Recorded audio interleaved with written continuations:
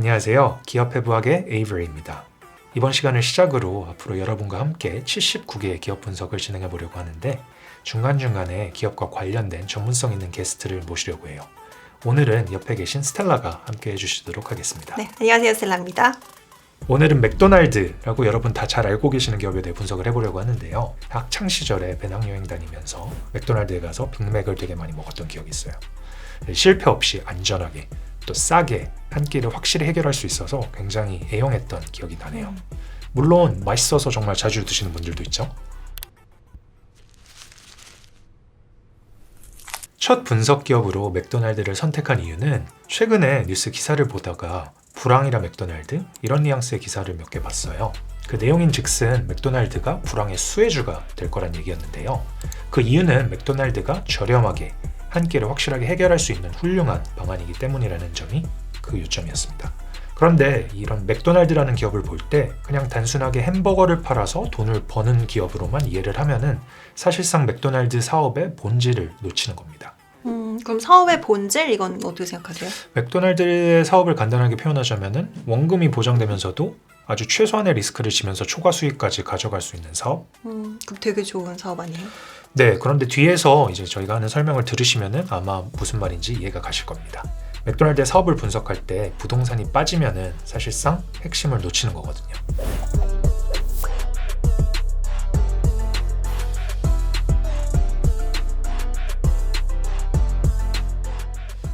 에이버리 혹시 맥도날드 역사 좀 아세요? 맥도날드 형제가 만들었다는 거 정도? 네. 근데 그 지금의 글로벌 기업 이 맥도날드를 만든 거는 맥도날드 형제가 아니라 이제 레이 크록이랑 해리 소너보언이라는 사람입니다. 나중에 레이 크록에게 넘어가면서 이제 미국 전역, 나중에 글로벌하게 확장을 하면서 높은 마진 구조를 갖출 수 있었던 게 다 이 소너보언이라는 사람한테 나온 부동산 아이디어 때문이거든요. 그렇군요. 네, 그래서 햄버거 사업을 이해하려면 초기 맥도날드 형제의 사업을 그다음에 부동산 사업에 대해서 이해하려면 레이 크록이랑 해리 소노본이 주도했던 1960년대 이후 맥도날드 사업에 대해서 이해하시는 게 좋습니다.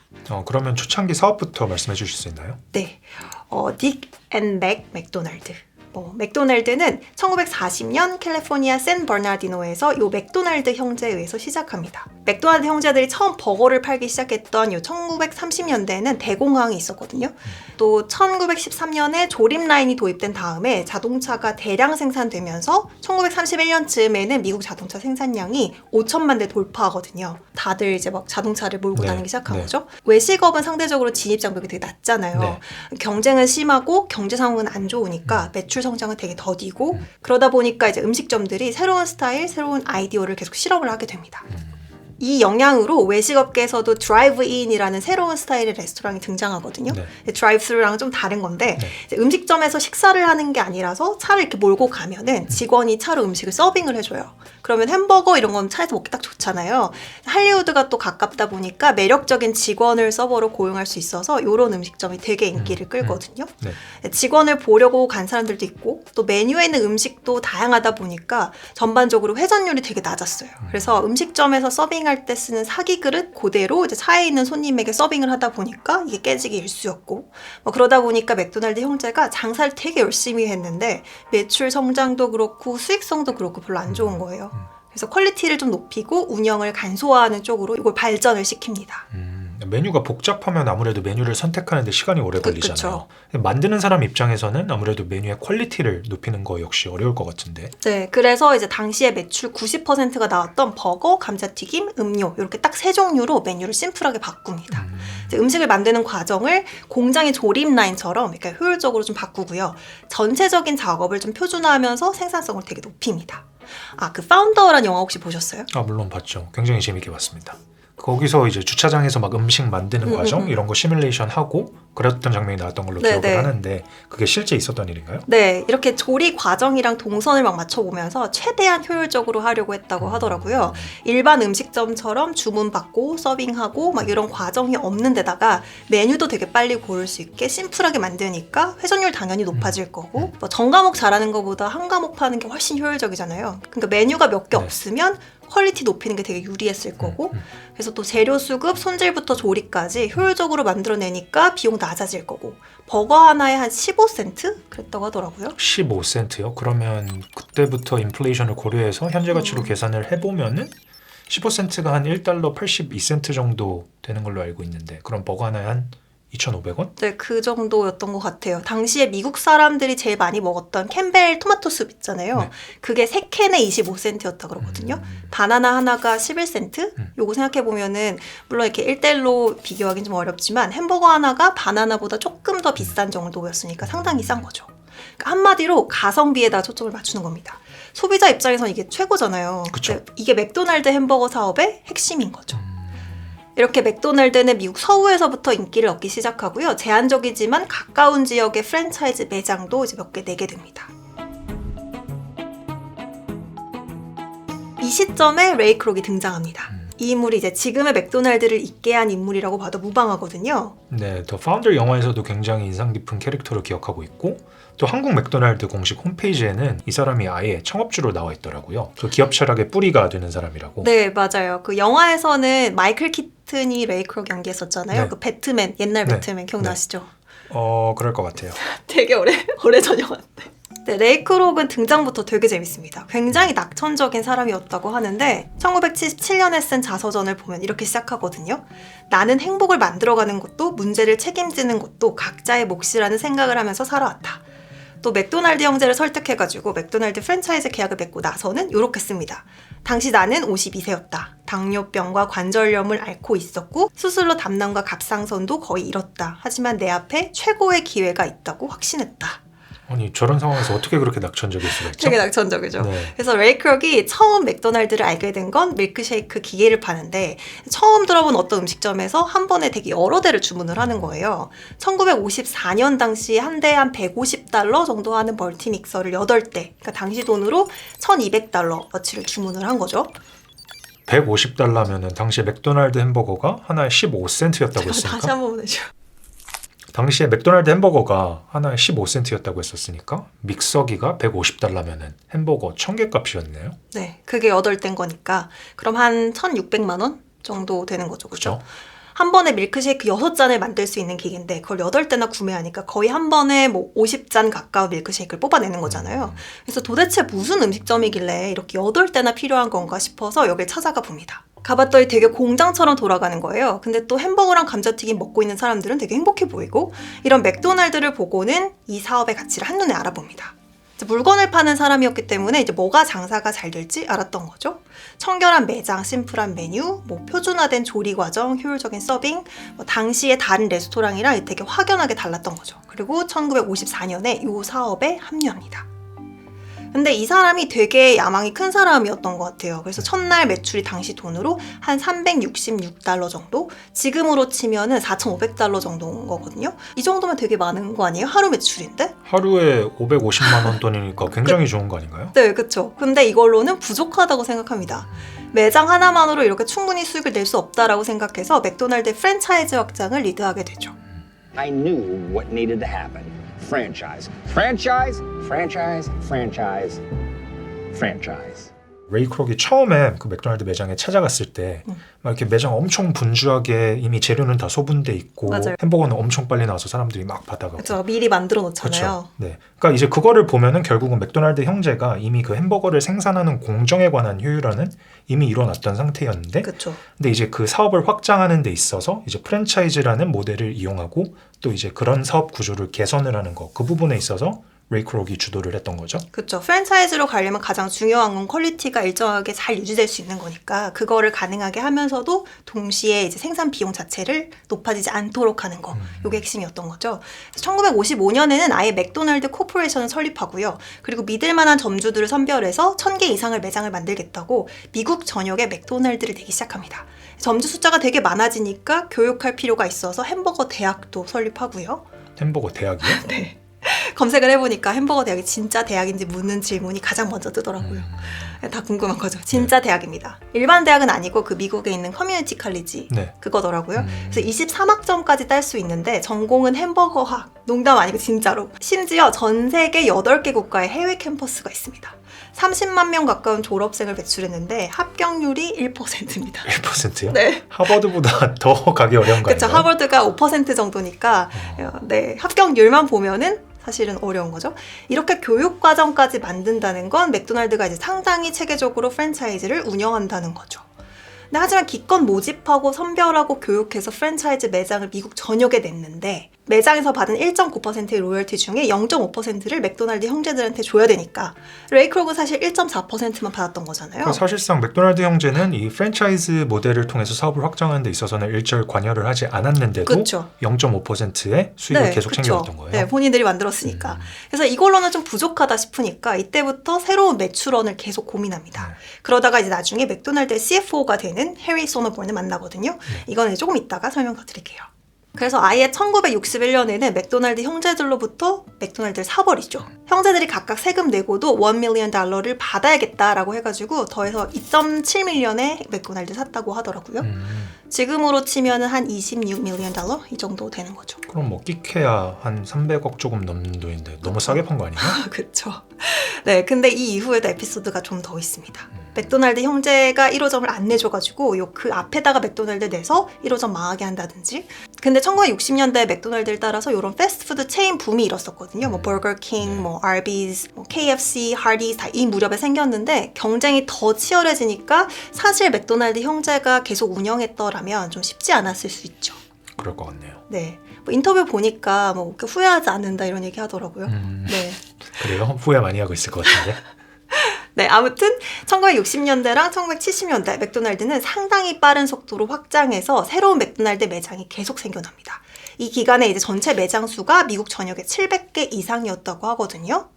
이렇게 빠르게 확장을 한 것도 확실히 대단하지만 이렇게 매장이 빠른 속도로 확장을 하면서도 동시에 또 수익 구조를 개선시킨 게 사실 전 더 대단하다고 생각하거든요. 네, 그렇죠. 본사가 높은 수익성을 가져갈 수 있었던 비결이 있기 때문입니다. 맥도날드 전 CFO라는 그 해리 소너본이라는 인물을 좀 소개해드리려고 하는데요. 많이 알려지진 않은 인물인데 영화에서도 되게 짧게 지나갑니다. 근데 되게 임팩트가 있거든요. 영화에서도 맥도날드 사업적으로도 같이 좀 볼까요? 네. Perhaps I can help you. Harry Sonneborn, nice to meet you. So, to summarize, you have a minuscule revenue stream, no cash reserves, and an albatross of a contract that requires you to go through a slow approval process to enact changes, if they're approved at all, which they never are. Am I missing anything? That about sums it up. Tell me about the land.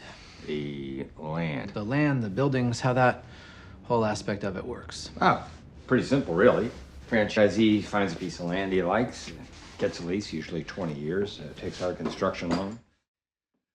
되게 당황했을 것 같아, 그렇지 않아요? 그렇죠. 그러니까 레이 크록이 하는 얘기를 요약을 해보자면은 가맹점주가 자기가 매장을 열고 싶은 땅을 찾아서 그거를 사고 그 다음에 이제 맥도날드 기업으로부터 컨스트럭션 론을 받아서 거기다 이제 매장을 세우고 그 다음에 운영을 한다고 하고 있죠. 근데 거기에 대해서 이제 서너본은 너는 네가 무슨 사업을 하고 있는지도 모른다고 이런 식으로 얘기를 하니까 레이 크록 입장에서는 되게 당황스러웠을 것 같긴 해요. You don't seem to realize what business you're in. You're not in the burger business. You're in the real estate business. 그래서 이제 여기서 핵심이 나오는 거죠. 서너본이 하는 얘기는 너는 햄버거 파는 비즈니스가 아니라 부동산 사업을 하고 있는 거다라고 일침을 놓죠. 서너본이 부동산 사업이라고 얘기를 한 이유는 부동산에 대한 컨트롤을 쥐고 있으면 두 가지 문제가 해결되기 때문인데요. 첫 번째는 이제 일단은 안정적인 수익이 발생해서 steady upfront revenue stream이 생길 것이고 그리고 그것보다 더 중요한 거는 그 프랜차이즈 점주를 컨트롤할 수 있게 된다는 점이죠. 그러니까 어떤 식으로 컨트롤한다는 건지도 이 당시엔 되게 획기적인 아기였을 것 같아요. 그렇죠. 그러니까 이제 임대차 계약을 20년 동안 보통 맺게 돼요. 그럼 이제 20년 동안은 점주가 맥도날드로부터 그 땅이랑 그 다음에 거기 있는 건물을 임대를 해서 사업을 영위를 하고 근데 이제 20년 동안 장사가 굉장히 잘 돼서 가맹점주가 돈을 많이 벌었어요. 그럼 이제 20년이 끝나면은 그 계약을 더 연장하고 싶겠죠. 근데 이제 그 시점에 맥도날드가 그 가맹점주와의 관계나 아니면 뭐 향후 포텐셜 이런 것들을 고려를 해서 아 나는 얘랑 연장을 하고 싶지 않고 뭐 다른 사람한테 이 프랜차이즈 컨트롤을 주고 싶다. 그러면 맥도날드 입장에서는 그냥 간단하게 거절을 하면 되는 거예요. 그러니까 이런 방법으로 이제 가맹점주들을 컨트롤할 수 있게 되는 거죠. 나중에 약간 블룸버그랑 했던 인터뷰에서도 좀 비슷한 얘기 했던 것 같아요. 맥도날드가 부동산 기업이라고. 그렇죠. 저희가 사실 되게 재밌게 봤던 포인트잖아요. 그러니까 비슷한 패스트푸드, 심지어 똑같이 햄버거를 팔아도 맥도날드의 마진이 더 높아요. 이거는 이제 재무제표를 통해서 보여드릴 수 있겠네요.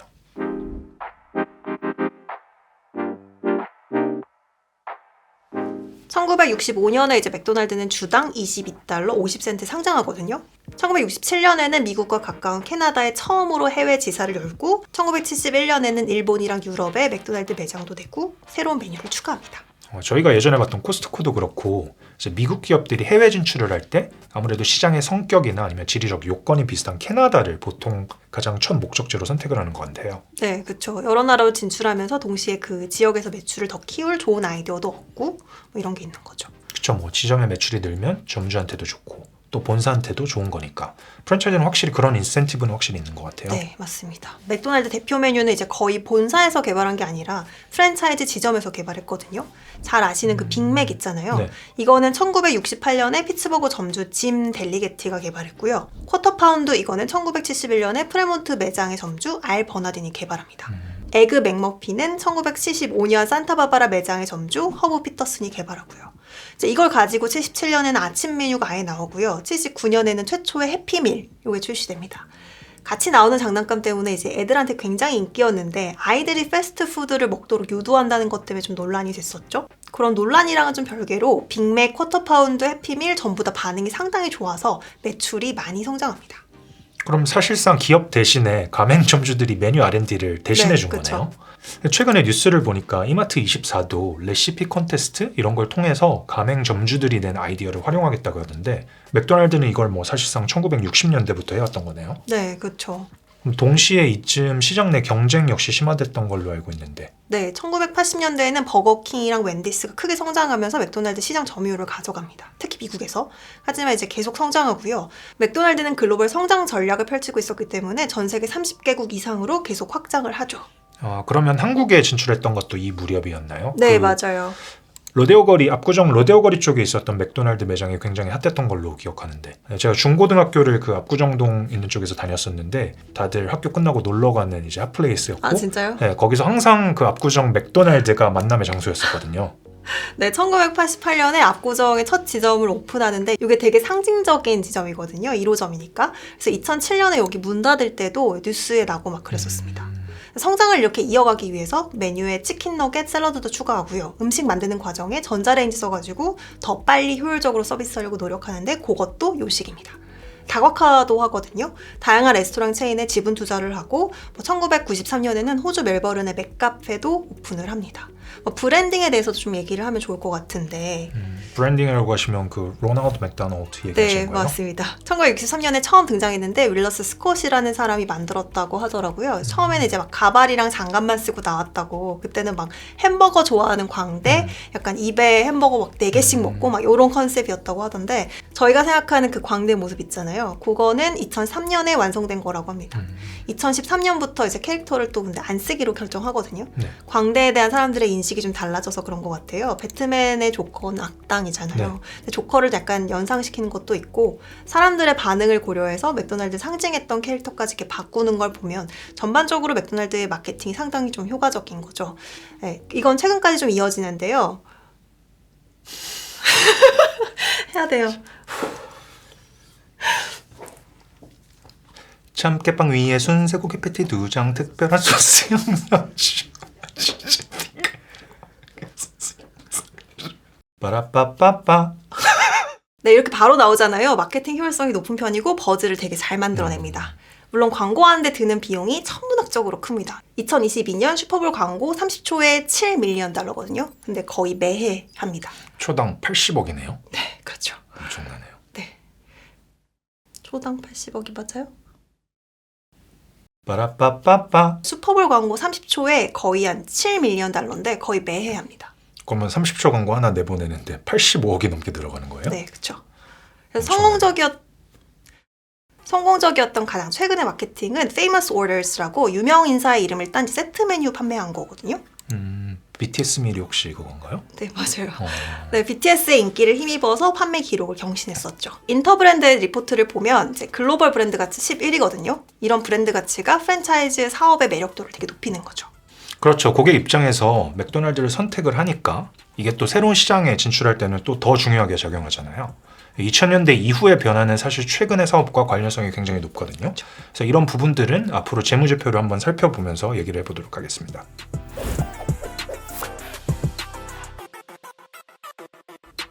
빠라빠빠빠